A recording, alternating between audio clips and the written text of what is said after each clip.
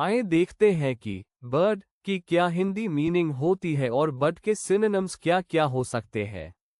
अगर बर्ड के हिंदी मीनिंग की बात करें तो होता है पक्षी। बर्ड की क्या हिंदी मीनिंग होती है दोस्तों?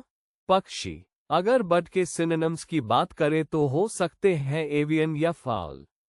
बर्ड के क्या सिनोनिम्स होते हैं? एवियन या फाउल। ए फ्लैट मेरे पास एक एग्जाम्पल है दोस्तों, उस देख लेते हैं। The bird sang sweetly in the morning. पक्षी ने सुबह मीठी आवाज में गाया। तो देखिए, द बर्ड मतलब पक्षी, संग मतलब गया, स्वीटली मतलब मीठी आवाज में, इन द मॉर्निंग मतलब सुबह। तो इस सेंटेंस में बर्ड का मतलब है पक्षी। ये था दोस्तों बर्ड के बारे में। ऐसे ही और डेली यूज इंग्लिश वर्ड्स के हिंदी मीनिंग्स और एग्जाम्पल्स के लिए इस चैनल को सब्सक्राइब करें।